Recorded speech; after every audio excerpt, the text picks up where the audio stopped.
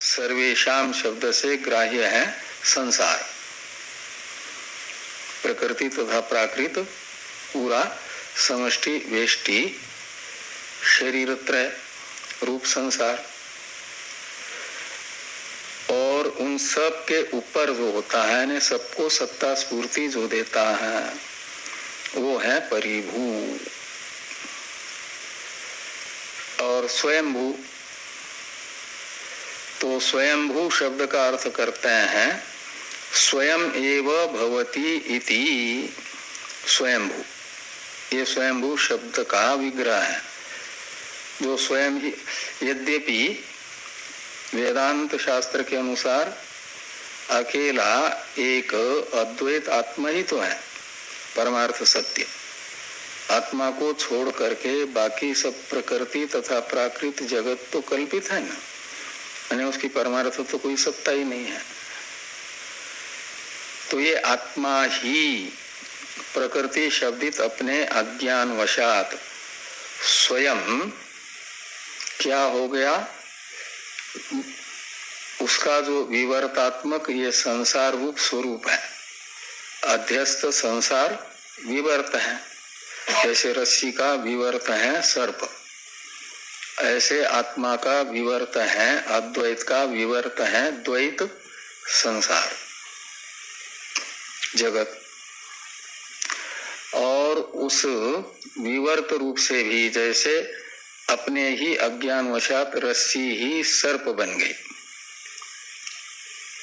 ऐसे अपने ही अज्ञान वशात अद्वैत आत्मा ही, एक आत्मा ही सर्व शब्दित द्वैतात्मक जगत भी बन गया, लेकिन अज्ञान वशात बन गया। वो हो गया विवर्त रूप उसका। इस अभिप्राय से कहते हैं कि येषाम उपरि भवति, तो येषाम इस षष्ट्यंत पद से ग्रहण करना जगत को, द्वैत को, संसार को। तो जिनके ऊपर हुआ यानी जिनका सत्ता स्फूर्ति प्रदायक बना, जिनका शासक बना, जिनका दृष्टा बना, उनको यहाँ पर येषाम शब्द से लेना दृश्य को। तो येषाम दृश्यानाम उपरि भवति और यश्च उपरि भवति, और जो ऊपर होता है का मतलब जानने वाला होता है, नियामक होता है, वह भी तो यश्च उपरि भवति स सर्वः स्वयं एव भवति। वो एक आत्मा को छोड़ करके दूसरी कोई वस्तु तो है नहीं, इसलिए स्वयं आत्मा ही नियामक भी और नियम्य भी बन गया, इसलिए उसे स्वयंभू कहा गया। इसलिए स्वयंभू शब्द का अर्थ है नियम्य नियामक रूप जो प्रतीत हो रहा है वह स्वयं ही आत्मा बन गया, नियम्य भी बन गया, नियामक भी बन गया, दृश्य भी बन गया, दृष्टा भी बन गया। तो स्वयंभू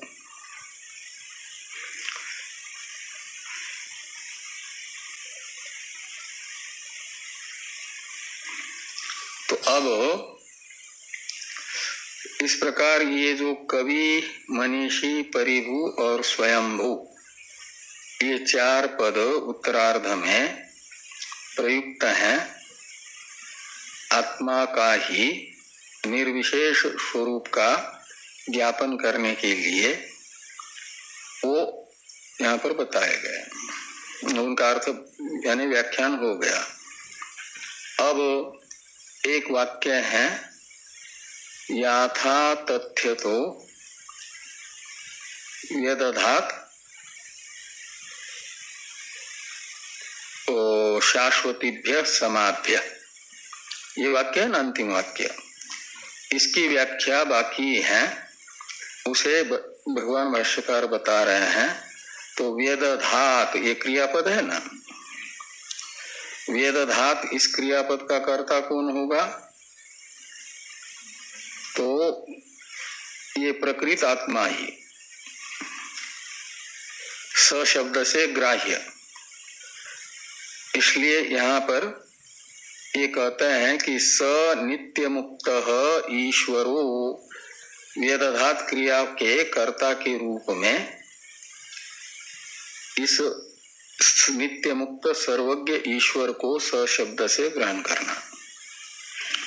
तो स यानी नित्य मुक्त ईश्वर वेदधात, ऐसा निकलेगा। और वेदधात का किसका विधान किया? वेदधात का अर्थ करते हैं विहितवान, और विहितवान का भी अर्थ निकलेगा विभजत, यानी विभाग किया। तो नित्य मुक्त ईश्वर ने विभाग किया। तो किसका विभाग किया? तो आगे कहते हैं कि अर्थान, तो अर्थों का विभाग किया। नित्य मुक्त ईश्वर ने अर्थों का विधान किया। अर्थों का विधान किया यानी कौन से अर्थों का विधान किया? तो उसके लिए कहा गया कि कर्तव्य पदार्थान, मूल में अर्थान पद है, उसका अर्थ करते हैं कर्तव्य पदार्थान। तो जो कर्तव्य पदार्थ हैं उनका विभाग नित्य मुक्त ईश्वर ने किया। जैसे वायु का कर्तव्य है गतिशील रहना, और आकाश का कर्तव्य है सबको अवकाश प्रदान करते जाना। अग्नि का कर्तव्य है ज्वलनशीलता। ये अलग अलग शक्तियों के जो कार्य हैं, उन कार्यों को यहाँ पर अर्थ शब्द से लेना। कर्तव्य पदार्थ, वायु का हमेशा गतिशील रहना, तो हिरण्यगर्भ का समस्त जगत की मर्यादा को बनाए रखना, व्यवस्था बनाए रखना। अग्नि का दाह रूप कार्य करते रहना, समुद्र का अपने मर्यादा में रहना। ये सब कर्तव्य पदार्थ हैं, और इन कर्तव्य पदार्थों का विभाग इस नित्य मुक्त ईश्वर ने किया। ये याथा तथ्य तो अर्थान वेदधात का अर्थ निकलेगा। इसमें याथा तथ्यतः का अर्थ करते हैं कि यथा तथा भावो याथा तथ्यम। यथा तथा शब्द है, भाव अर्थ में शय प्रत्यय होकर के फिर याथा तथ्य बनता है विभाग। पूर्व कल्प में जो मनुष्य योनि में रहते हुए जिस फल के उद्देश्य से जो साधन करता गया कर्म उपासना रूप, और पूर्व कल्पीय हिरण्यगर्भ की 100 वर्ष की आयु पूर्ण हो गई, फिर महाप्रलय हुआ, और तत्पश्चात वर्तमान कल्प का प्रारंभ हुआ। और प्रारंभ में ही फिर जो हिरण्यगर्भ बनने के लिए कर्म उपासना कर रहा था वो हिरण्यगर्भ बना, जैसे कल बताया था। जिसने वायु बनने के लिए उपासना की थी, कर्म किया था, वो वायु बन गया। अग्नि बनने के लिए उपासना की थी, वो अग्नि बन गया। तो इन शक्तियों के जो कर्म है, कर्तव्य है, इन कर्तव्यों का विभाग फिर यही ईश्वर इन शक्तियों को उत्पन्न करके बताता है कि आपको ये करना है, आपको ये करना है, या आपको ये करना है, ऐसा विभाग करता है कर्तव्य पदार्थों का।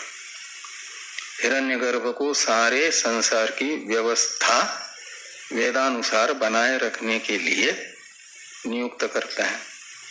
वायु को निरंतर ऑक्सीजन कहीं कमी न हो,